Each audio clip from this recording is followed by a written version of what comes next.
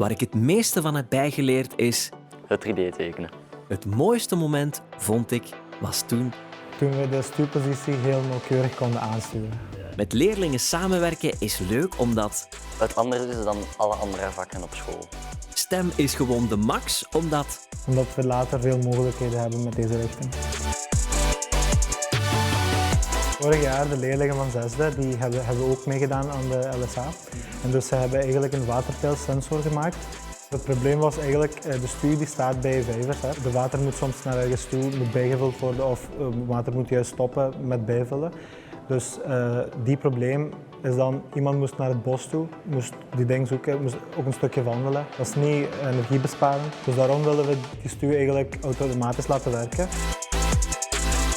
We zijn begonnen met allemaal samen met alle leerlingen van ons jaar dat meedoen.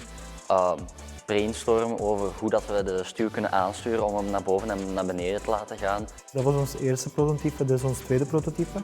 Met de eerste prototype hadden wij problemen die we dan opgelost hebben met deze. Bij ons eerste prototype hadden wij dus een lamp, maar dat merk je soms niet op wanneer dat je aan het wandelen bent. Dieren die dat de foute richtingen kijken. Dus zijn wij in het nieuwe model overgesprongen naar een bieper. Uiteindelijk hebben we voor dit gekozen. De motor stuurt de pomp aan.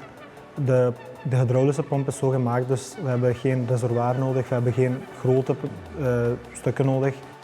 Dan hebben we gezien wat eigenlijk een heel belangrijke stap is om verbinding te maken met de MQTT-server. Want dat hadden wij nog niet. De pijlsensor dat wel, dat was helemaal geregeld, maar wij moesten dus ook van hier de data van de MQTT-server halen. De data sturen is helemaal anders dan data ophalen.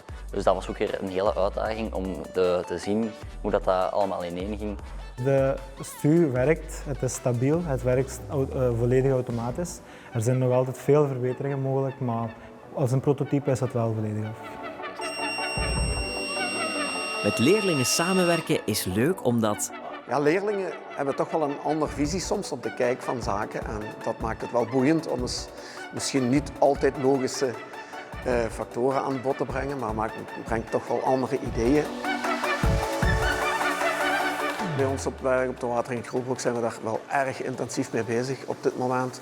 We hebben eerst 2 droge jaren gehad, dan was het water tegenhouden en water opslaan. We zijn dan 2 natte jaren. Nu is het weer terug een droge periode. Het grondwater daalt pijlsnel. Dus het is heel belangrijk om de bovenlopen toch water te laten houden. Zodoende dat we de grondwaterpijlen door de tijd toch wel kunnen aanvullen met water wat er in de winter valt. Het ging voornamelijk over het specifiek finesse afstellen eigenlijk, dus het verfijnd afstellen. Zodoende, vorig jaar was het nog open en dicht gaan van het sluisje.